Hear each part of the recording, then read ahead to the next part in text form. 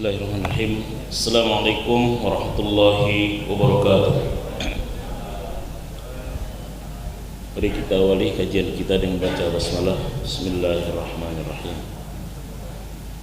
Bismillah, alhamdulillah, salatu wassalamu ala rasulillah Nabiyina Muhammad bin Abdullah. La hawla wa la quwata illa billah, amma ba'du. Rabbi shrah li sadri wa yassir li amri wa hlul 'uqdatam min lisani yafqahu qawli. Rabbana arinal haqqa haqqan warzuqna ittiba'ahu wa arinal batila batilan warzuqna ijtinabah. Qala Allah ta'ala fi ayatil karim, a'udzu billahi minasyaitonir rajim. Bismillahirrahmanirrahim. Ya ayyuhalladzina amanu atti'ullaha wa atti'ur rasul wa ulil amri minkum fa in tanaza'tum fi syai'in farudduhu ila Allahi wa rasul in kuntum tu'minuna billahi wal yawmil akhir dzalika khairu wa ahsanu ta'wila. Al-ayah sadaqallahu azim wa sadaqa rasul karim walhamdulillahi rabbil alamin. Hadirin bapak-bapak, ibu-ibu, jamaah Masjid Al-Hidayah yang mudah-mudahan senantiasa dirahmati oleh Allah Subhanahu wa taala. Syukur kepada Allah dan intinya kita panjatkan karena Allah pun masih terus mencurahkan nikmat, inayah dan hidayah kepada kita semua, sehingga kita masih istiqomah menjalankan aktivitas ibadah salat maghrib berjamaah yang kita lanjutkan dengan kajian ilmu sambil i'tikaf insyaallah sampai menuju waktu isya. Kita lanjutkan kajian ilmu kita terkait pembahasan tentang fikih ya. Yang minggu lalu kita membahas tentang hukum syariah ya.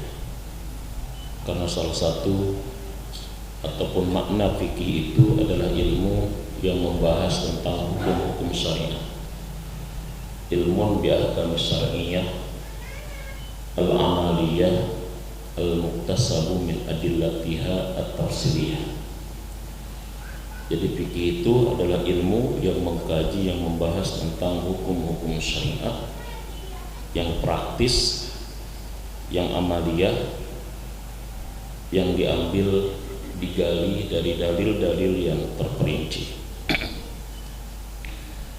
Hukum syariat itu kemarin kita bahas secara garis besar ada dua ya.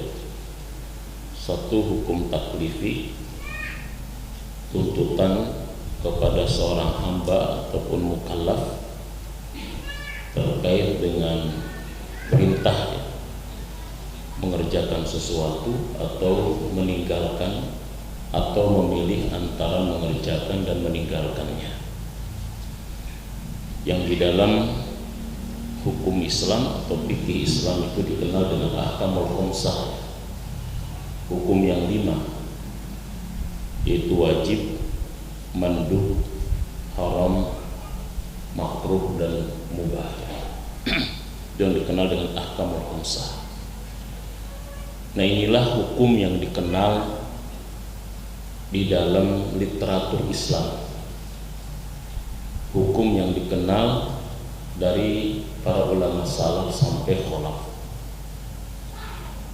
yaitu ada 5: wajib, sunnah, haram, makruh dan mubah.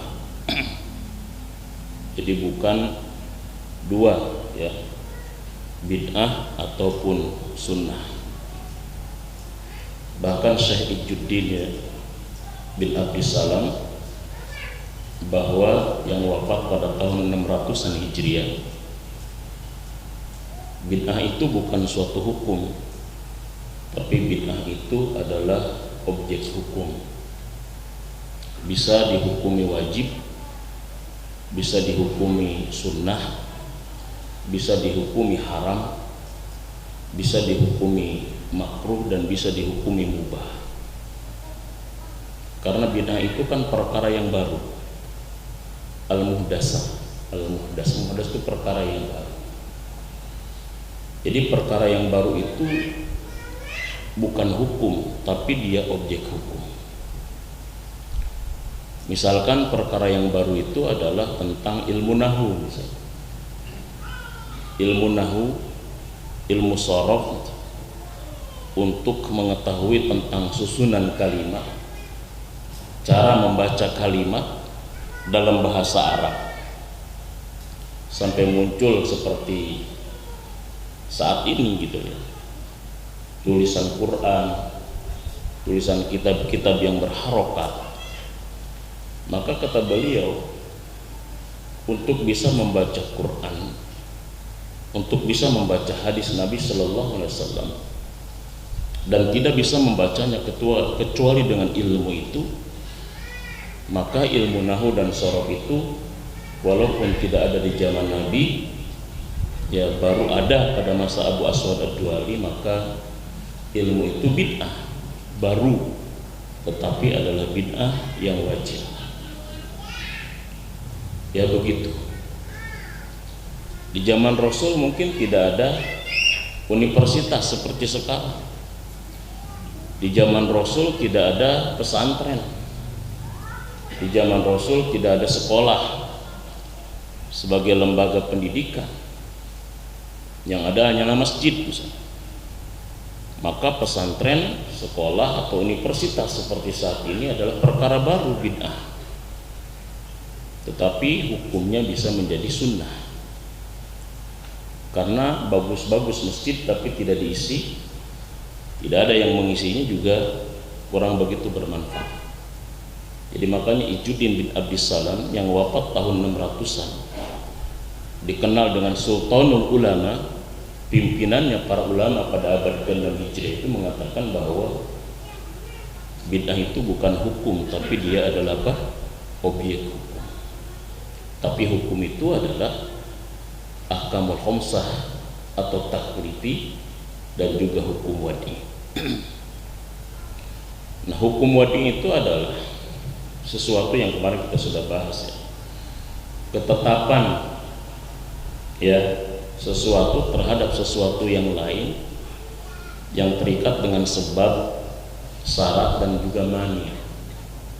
Jadi bagaimana penerapan ahkamul khamsah itu sangat bergantung kepada sebab, kepada syarat, kepada mani. Ya. Contoh misalkan sholat itu wajib. Ya. Sholat itu wajib yang 5 waktu. Kalau sudah masuk waktu. Jadi masuk waktu bisa menjadi syarat atau menjadi sebab wajibnya sholat. Sholat itu wajib bagi mukallaf, seorang muslim yang balik dan berakal. Jadi mukallaf itu menjadi sebab wajibnya sholat, wajibnya puasa dan seterusnya. Tetapi sholat itu tidak wajib bagi muslim berakal dan juga balik kalau dia adalah seorang perempuan yang haid. Jadi haid itu menjadi mani, menjadi penghalang terhadap wajibnya sholat. Jadi bagaimana penerapan hukum yang 5 itu amat sangat bergantung terhadap hukum wadi, terkait dengan sebab, terkait dengan syarat, mani, sah dan juga batal. Sholat zuhur itu 4 rakaat. Sholat asar itu 4 rakaat. Sholat zuhur itu harus dilakukan di waktu zuhur. Sholat asar itu dilakukan di waktu asar. Tetapi ketika dalam kondisi safar, maka sholat zuhur yang 4 rakaat bisa menjadi 2. Maka safar menjadi rukhsah, menjadi keringanan, sehingga kita bisa mengkorting sholat yang tadinya 4 menjadi 2. Sholat zuhur dan asar itu terpisah waktunya, tapi ketika safar bisa menjadi 1 waktu. Asar bisa ditarik ke zuhur, atau zuhur bisa dipundurkan ke mana? Ke asar. Ketika dalam kondisi safar, maka safar menjadi rukhsah terhadap 2 waktu sholat yang bisa digabungkan itu. Nah, itu hukum wadi. Ini pembahasan kita pada minggu yang lalu. Nah, yang selanjutnya kajian fikih, itu adalah al-muqtasab min adillatiha at-tafsiriyah. Dia itu diambil, digali dari dalil-dalil yang terperinci. Jadi bicara fikih ini Pak, bicara dalil. Jadi bukan berarti fikih ini tidak menggunakan dalil. Bahkan di dalam kitab usul fikih, bahasan dalil ini merupakan bahasan yang pertama. Ya, al-qismul awal fil adillati syar'iyyah. Jadi belajar fikih, dalil ini menjadi kism yang pertama. Jadi bahasan pertama terkait kajian fikih, usul fikih itu adalah dalil. Jadi salah besar kalau misalkan kajian fikih ini tidak berdasarkan apa? Tidak berdasarkan dalil. Karena syarat seorang fuqaha itu harus bukan hanya hafal dalil, tapi dia paham dalil. Ibnu Rus mengatakan Imam Syafi'i itu hafal dan paham 500.000 hadis terkait dengan masalah hukum. Itu kata Ibnu Rus.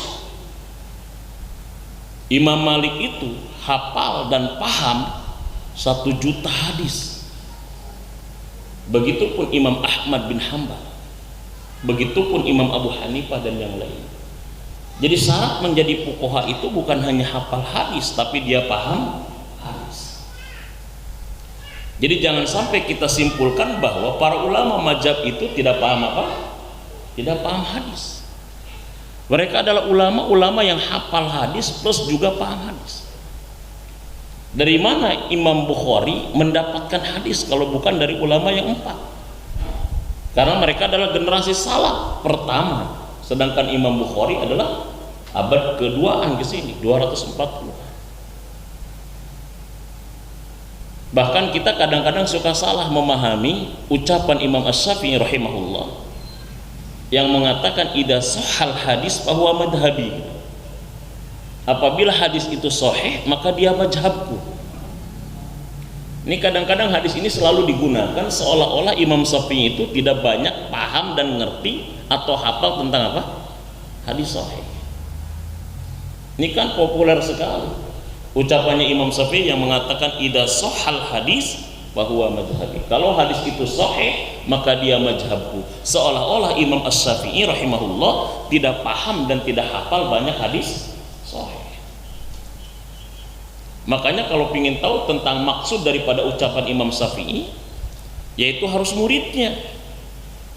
Yang muridnya yang mendengarkan maksud daripada ucapan itu apa dan kapan dan di hadapan siapa ucapan itu diungkapkan gitu. Makanya dibahas oleh Imam An-Nawawi. Imam An-Nawawi membahas tentang ucapan Imam Asy-Syafi'i di dalam kitab beliau Majmu'us Syarah Muhadzab. Ya, Imam Syafi'i itu punya kitab namanya Al-Muhadzab. Itu kurang lebih kalau nggak salah 4 jilid, tergantung nanti cetakan. Nah, Al-Muhadzab ini disarah, dijelaskan oleh Imam An-Nawawi, namanya Majmu'us Syarah Muhadzab. Itu 37 jilid. Nah, di jilid yang pertama Imam An-Nawawi menjelaskan maksud daripada ucapan-ucapan Imam Asy-Syafi'i. Nah, beliau menjelaskan apa maksud daripada ucapan Imam Asy-Syafi'i idza sahhal hadis fahuwa madhhabi. Jika hadis itu sahih, dia adalah mazhabku. Kata Imam An-Nawawi, hal itu diucapkan oleh Imam Asy-Syafi'i di kalangan ulama mujtahidin.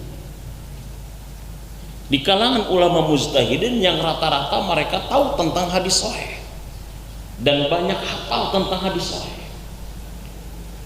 Mereka berdiskusi dengan Imam Asy-Syafi'i sampai Imam Syafi'i mengatakan, artinya terkait dengan masalah ini semua hadis sahih telah kuhafal, semua hadis sahih telah kukuasai.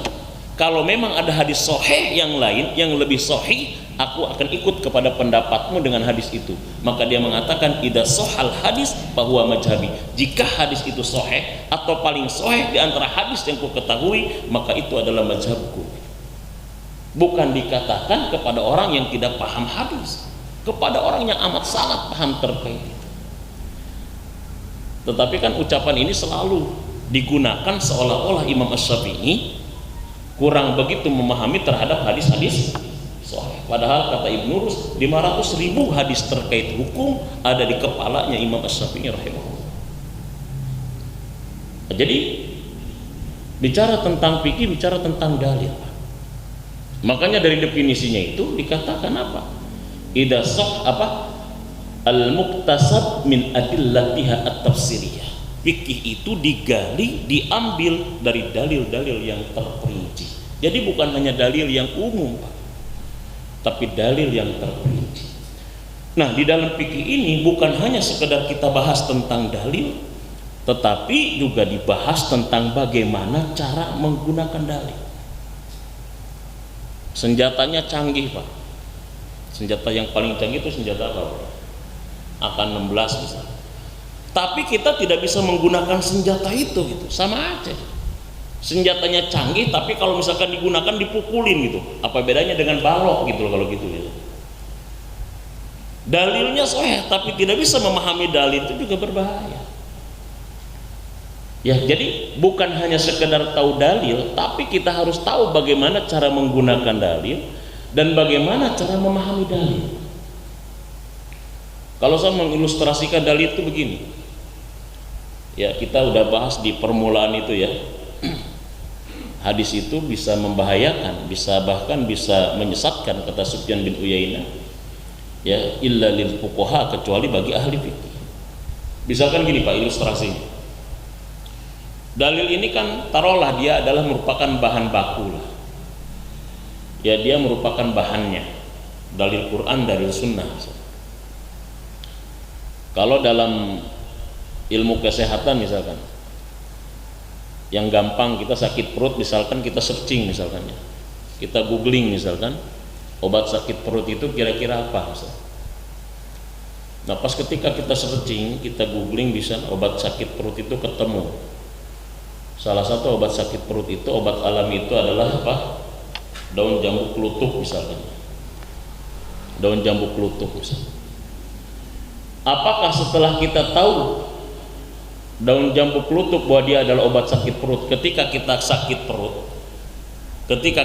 perut langsung kita cari pohon jambu, kita naik ke atas pohon jambu, kita makanin itu jambu klutuk? Kalau begitu caranya nanti insya Allah sakit perutnya hilang, nyawanya hilang gitu, keracunan dia gitu. Tapi kan daun jambu klutuk itu kan bahannya, tapi dia kan harus diproses sampai menjadi obat sehingga nyaman dikonsumsi, dan bisa menjadi obat, bukan menjadi racun. Dari daun jambu diproses jadilah obat yang nyaman untuk dikonsumsi. Sama dalil itu begitu. Dalilnya Quran, dalilnya sunnah. Diproses, metodologi memahami dalil itu seperti apa. Setelah dipahami metodologi cara memahaminya, baru nanti dipraktekkan bagaimana cara mempraktekannya itu gitu. Kan sekarang banyak orang-orang yang sok tahu gitu, nggak ada kewajiban sholat dalam Al-Quran gitu. Nggak ada larangan mengucapkan salat itu dalam Al-Quran. Udah tidak tahu, kagak ngerti, kagak mau nanya, udah begitu diumbar lagi di medsos, kan kacau kayak begini. Ini namanya bodoh kuadrat namanya gitu. Nggak ada, mana misalkan perintah sholat 5 waktu di dalam Al-Quran? Nggak ada perintah sholat 5 waktu di dalam Al-Quran. Mana larangan untuk mengucapkan ini di dalam? Nggak ada larangan untuk mengucapkan. Jangankan perintah sholat itu apakah hukumnya wajib ataupun hukumnya sunnah dalam Quran? Nggak ada. Yang dalam Quran itu cuma ada perintah mendirikan sholat, aqimus sholat, dirikan sholat. Tapi kan para ulama itu dalilnya dirikan sholat. Bagaimana sampai muncul kesimpulan bahwa sholat itu ternyata wajib? Diproses oleh para ulama. Oh, di situ ada kata-kata dirikan. Dirikan itu artinya perintah. Perintah itu asalnya adalah wajib.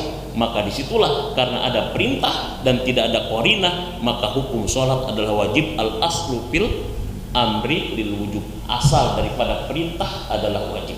Sehingga dari perintah muncul kesimpulan dan muncul akhirnya produk hukum bahwa ternyata sholat 5 waktu hukumnya adalah wajib.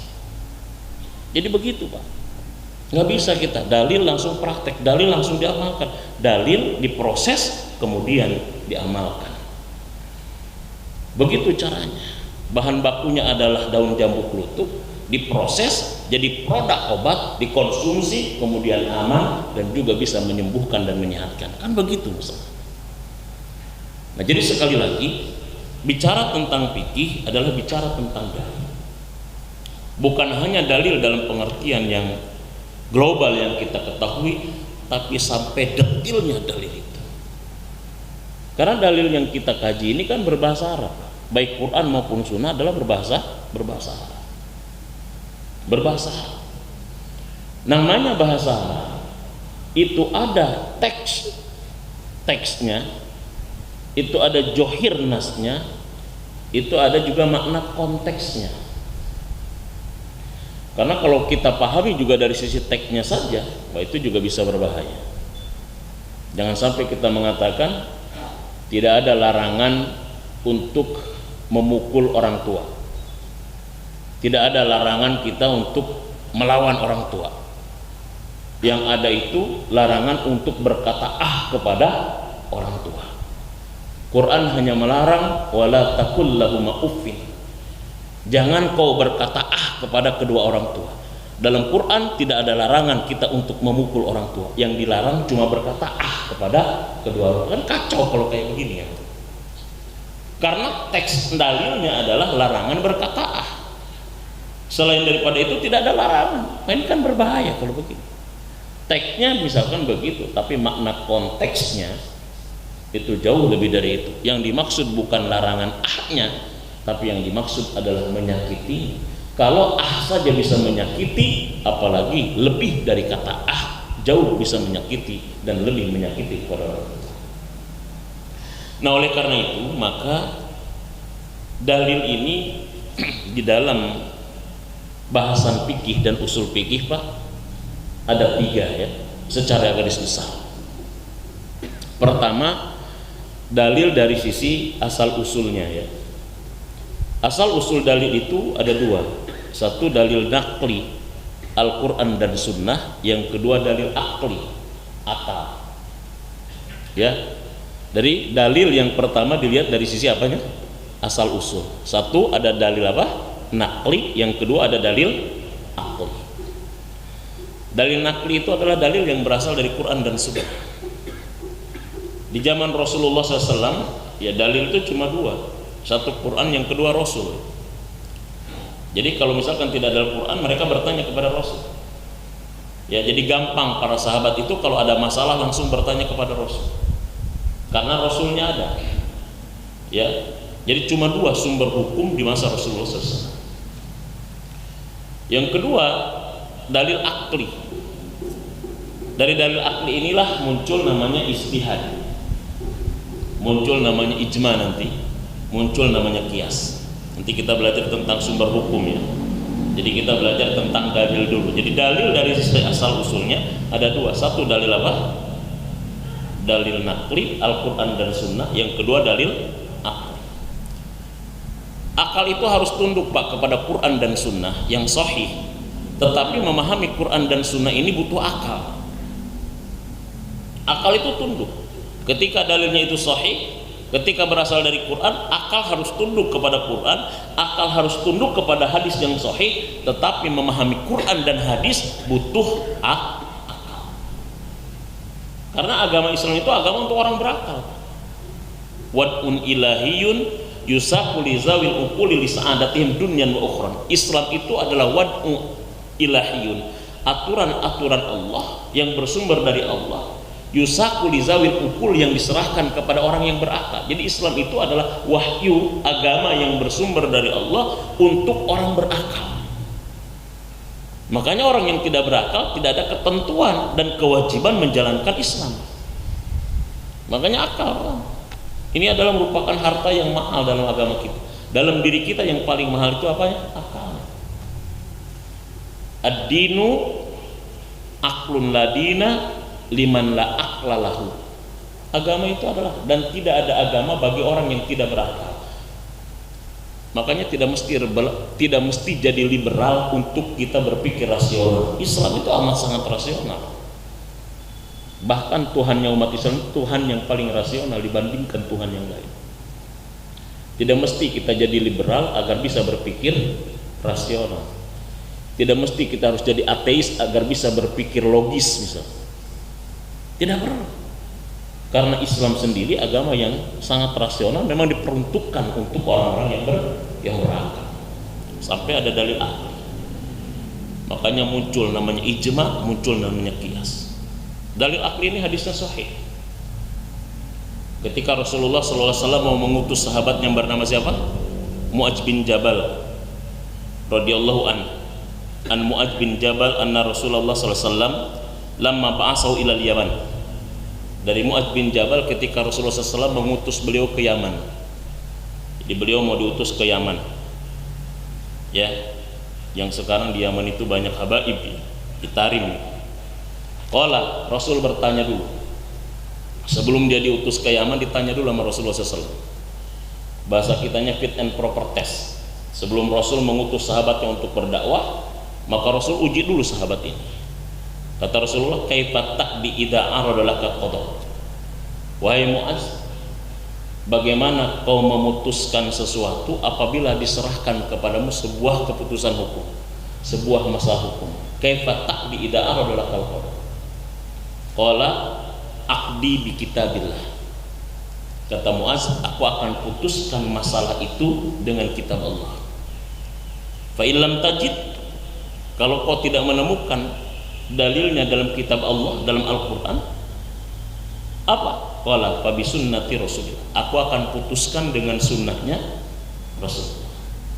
Fa illam tajid, kalau kau tidak ketemukan tentang masalah itu dalam sunnah Rasulullah, dengan apa kau putuskan? Ajtahidu ra'yi wala, aku akan berijtihad dengan akalku dan aku tidak akan pernah melampaui batas dalam ijtihad. Jadi ini sudah muncul, akan mengerahkan kemampuan akalku untuk memutuskan suatu hukum dan aku tidak melampaui batas. Di situ Rasulullah sangat bangga ya kepada Mu'adz bin Jabal. Rasul bersyukur kepada Allah yang telah memberikan taufik kepada utusan Rasulullah SAW, Mu'adz bin Jabal. Jadi begitu. Ini salah satu sumbernya. Dalilnya kenapa ada dalil akal secara asal usul. Maka muncul namanya ijma, kesepakatan nanti para ulama, muncul namanya qiyas. Ini nanti kita bahas satu persatu. Karena yang namanya ijma qiyas itu termasuk sumber hukum yang disepakati oleh para ulama. Dari sumber hukum yang disepakati oleh para ulama itu kan 4. Satu Quran, yang kedua sunnah, yang ketiga ijma, yang keempat adalah qiyas. Ini disepakati. Ini namanya sumber hukum. Ada juga yang namanya dalil hukum. Makanya sumber hukum dengan dalil hukum, ulama usul fikih membedakan. Ada sumber hukum, ada dalil hukum. Kalau sumber hukum 4 tadi, itu disepakati oleh para ulama. Sedangkan dalil hukum bisa selain daripada yang 4. Istihsan, istishab, maslahah mursalah, sar'un man qablana, sardud jara'i dan lain sebagainya. Ini namanya dalil hukum. Makanya dalil itu banyak. Bukan hanya Quran dan Sunnah, ya, bukan hanya Quran dan Sunnah. Quran dan Sunnah adalah sumber hukum. Karena kalau misalkan kita berpatokan dari situ, banyak sekarang yang tidak tertulis secara tekstual di dalam Quran. Yang dilarang di dalam Quran itu kan cuma minuman keras.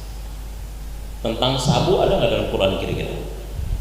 Tentang morfin gitu loh, tentang ekstasi misalnya. Ada nggak di dalam Quran kira-kira? Nggak ada. Yang dilarang itu apanya? Khamar. Lalu bagaimana? Makanya sampai ada Pak, yaitu muncul itu di beberapa media. Ada pemuda-pemuda yang mempertanyakan tentang hukum sabu gitu. Apakah sabu, apakah morfin itu diharamkan oleh undang-undang atau diharamkan dalam Quran? Kata dia, kalau diharamkan dalam undang-undang berarti tidak diharamkan dalam Quran. Kami akan mengkonsumsi, karena kalau undang-undang tidak berdosa. Kecuali kalau diharamkannya adalah di dalam Al-Quran. Saya pernah Pak diskusi Pak, ini asli gitu ya, didatangi oleh seorang pemuda. Yang pemuda itu mungkin ya dia pernah nyantri kayaknya. Kata dia, 3 bulan saya mencari diskusi dengan ustadz-ustadz di kampung dia untuk mempertanyakan apakah doping gitu ya, kayak morfin gitu atau sabu itu Diharamkan oleh Quran atau diharamkan oleh undang-undang? Ya, kalau undang-undang kan bukan buatan Tuhan katanya. Jadi artinya kita tidak menjadi haram secara hukum. Dia tanya, minta kepada ustadz-ustadz untuk menunjukkan tentang bukti haramnya morfin berdasarkan Al-Quran dan Sunnah. Terus dia jawab, oke, dia dikiaskan kepada khamr karena ada kesamaan ilat, kata dia. Kesamaan ilat itu kesamaan alasan. Salah satu alasannya itu adalah memabukkan. Kenapa sesuatu itu diharamkan, kata dia? Karena memabukkan. Ini ada morfin yang tidak memabukkan, kata dia. Sampai begitu. Saya lemas misalkan, saya mengkonsumsi itu saya menjadi kuat. Saya tidak konsentrasi, saya mengkonsumsi itu jadi konsentrasi, kata dia. Saya tadinya tidak pede, mengkonsumsi itu jadi apa? Jadi pede, kata dia. Wah, ini kan baik sebetulnya. Kalau alasan pengharaman adalah karena memabukkan, justru mengkonsumsi itu tidak memabukkan, malah menguatkan, kata dia. Itu ustadz di kampungnya kata nggak ada yang bisa jawab. Ya, dilihat dari Quran juga mungkin nggak ada dalilnya, Pak. Yang ada cuma apa? Innamal khamru wal maisir. Ya, itulah yang menyebabkan saya akhirnya menggali tentang haramnya tentang itu. Apakah haramnya karena kias saja atau ada dalil yang mengharapkan tentang itu? Ya, itu ternyata dibahas oleh Ibnu Hajar Al-Asqalani, ya, seorang ulama yang sama hidup di tahun 600-an juga, yang mensarah kitab hadis Sahih Bukhari, ya, kitabnya namanya Fathul Bari. Nah, ternyata Ibnu Hajar ulama yang dia sudah mengkaji terkait dengan masalah morfin. Lagian saya tanya kepada dia, emang definisi mabok itu apa? Apa yang kamu ketahui tentang definisi mabok? Mabok itu kan dalam Al-Quran kan salah satu definisinya apa? Ya, wala taqrabus shalah wa antum sukara hatta ta'lamuna ma taqulun. Kan definisi mabok menurut Quran kan begitu. Jangan kau dekati sholat sedangkan engkau dalam kondisi mabok. Apa itu mabok? Dalam Quran itu katakan hatta ta'lamuna ma taqulun, sampai kau tahu, kau ngerti apa yang kau ucapkan. Artinya kan mabok di sini kan melakukan sesuatu kalau di luar dari alam bawah sadar dia. Alam sadarnya kan apa? Alam sadarnya dia lemes. Begitu dia mengkonsumsi itu menjadi apa?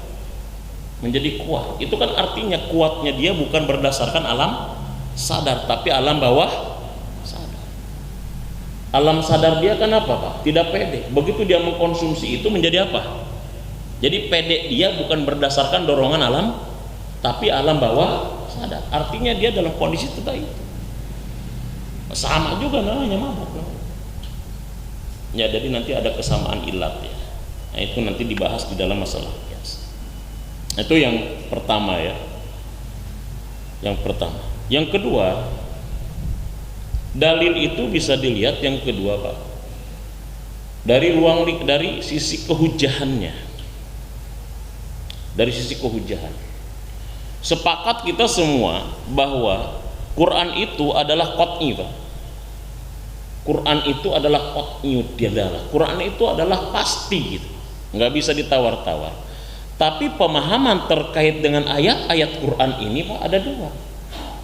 Satu ada yang qat'i, yang kedua ada yang zanni. Maka dari sisi kehujahan dalil itu ada dalil yang qat'i, ada dalil yang zanni. Ada dalil yang qat'i itu dari qata'a, artinya putus. Putus itu maksudnya di sini tidak multi tafsir, cuma satu pemahaman terkait dengan itu.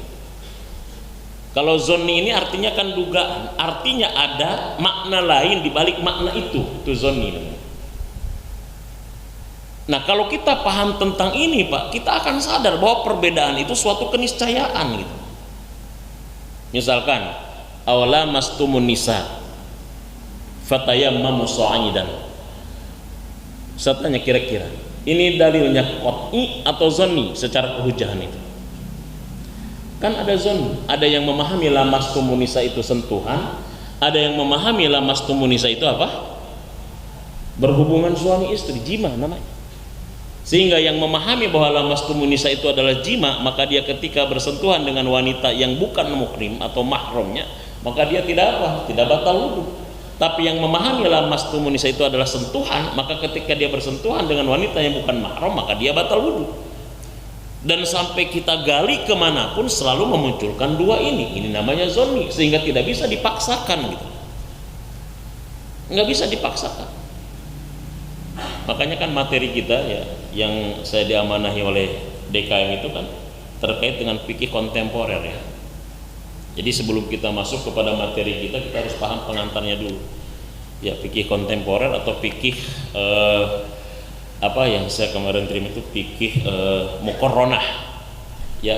Jadi kajian fikih kita nanti kedepannya adalah fikih perbandingan mazhab ya, bukan menyebabkan kita untuk memperuncing, tapi kita memahami tentang dasar kenapa bisa berbeda padahal bersumber dari dalil yang sama gitu ya, kan begitulah.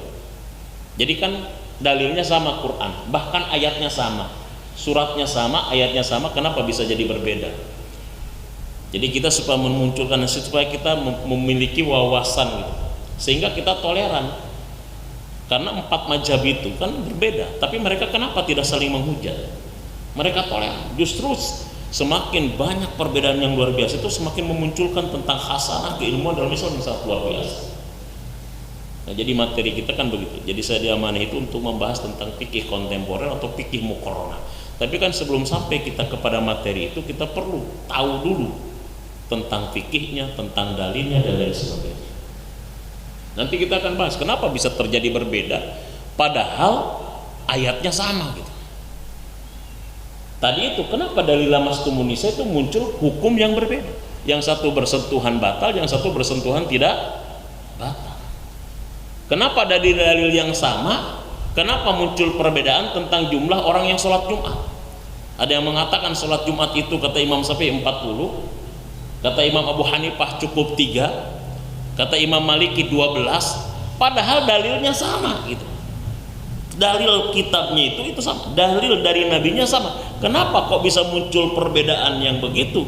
Jumlah tentang jamaah dalam sholat Jumat, Imam Syafi'i 40, Imam Maliki 12, sedangkan Imam Abu Hanifah cukup 3, sudah cukup untuk menjelaskan. Kenapa dari dalil yang sama kok bisa berbeda? Nah, yang kita pahami nanti bukan hanya tentang bagaimana ujungnya jadi berbeda, tapi kita bisa mengetahui tentang kenapa kok bisa berbeda, apa yang menyebabkan berbeda.